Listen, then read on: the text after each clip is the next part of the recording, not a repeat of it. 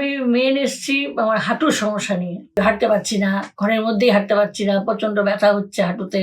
মানে এখানে আসার আগে অ্যালোপ্যাথিক ডাক্তারের চিকিৎসা করেছি। লাস্ট অব্দি উনি বললেন যে হাঁটু চেঞ্জ করতে হবে, এছাড়া আপনাকে আর মেডিসিন দেওয়ার মতো আমার কিছু নেই। ন্যাচুরালবেদা হেলথ ওয়ার্ল্ডে আপনাদেরকে স্বাগত জানাই। আজকে আমাদের সাথে আছেন সুমিতা দাস, ওনার হাজবেন্ডের সাথে ডক্টর KM সাইফুল্লাহ স্যারের কাছে ট্রিটমেন্ট নিচ্ছেন। আসুন ওনাদের থেকে জেনে নিই ট্রিটমেন্ট করার পর উনি কেমন আছেন। নমস্কার। নমস্কার। কি সমস্যা নিয়ে আসা হলো আপনার? আমি মেন এসছি আমার হাঁটুর সমস্যা নিয়ে। আচ্ছা। আমি মানে এখানে আসার আগে অ্যালোপ্যাথিক ডাক্তারের চিকিৎসা করেছি। লাস্ট অব্দি উনি বললেন যে হাঁটু চেঞ্জ করতে হবে, এছাড়া আপনাকে আর মেডিসিন দেওয়ার মতো আমার কিছু নেই। আচ্ছা।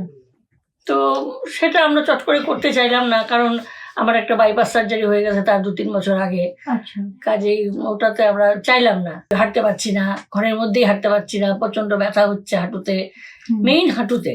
মানে হাঁটু, তারপরে কোনো কোনো সময় দেখা যাচ্ছে হাঁটু নিচেও চলে যাচ্ছে ব্যথাটা। তো তখন আমি এই মোবাইল ঘাঁটতে ঘাঁটতে এই যে ডক্টর KM সাইফুল্লাহর ইয়েটা দেখছি। তারপরে যে ওনার কাছে আমি গত মার্চ মাস থেকে আসছি। আচ্ছা। তো আগের থেকে অনেকটাই ভালো আছি, ব্যথা আপাতত তো নেই বলতে গেলে। হ্যাঁ, তা আগে তো আমার পাটা খুব ফুলতো।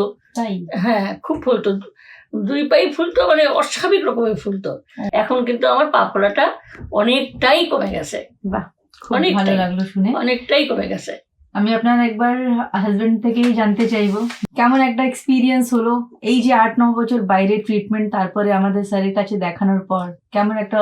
আসলে ব্যাপারটা হলো আমি তো ওর বিয়েটা নিয়ে মানে এই পা ফোলা, তারপরে পা হাঁটতে পারে না, এটা নিয়ে মানে উদ্বিগ্নতার মধ্যে ভুগছিলাম যে কারণ হাঁটু অপারেশন করে তাহলে সেটা সাকসেসফুল রেটটা কতটুকু হবে, যদি না হয় আমার মনে একটু প্রচন্ড ভয় ছিল আর। আমি তো দেখছি এখানে আপনাদের যখন এসছিলেন তখনটা অনেকটাই সুগার ছিল, প্রায় এখানে দেখাচ্ছে 376, তারপরে তো অনেকটাই কমে 175 এরকম হয়ে গেছে। আর আগে থেকে যে প্রবলেমস গুলো বলছেন সেটা অনেকটা ভালো আছে। ব্যাস স্যারের একটু নিয়মটা মানতে থাকুন। স্যারের সাথে দেখা করার পর কথা বলার পর কেমন লাগলো? সেটা ভালোই লেগেছে, খুব ভালো লেগেছে। মানে সবারই মানে আতিথেয়তা মানে বলবো আমি, এটা খুব সুন্দর। সবারই সবারকে খুব ভালো লাগলো আর কি। মানে পুরো টিমে যারা আছেন তারা প্রত্যেকেই ভালো। Thank you so much. আমরা ঈশ্বরের কাছে এটাই প্রার্থনা করব আপনারা ভালো থাকুন, সুস্থ থাকুন। Thank you so much. Thank you.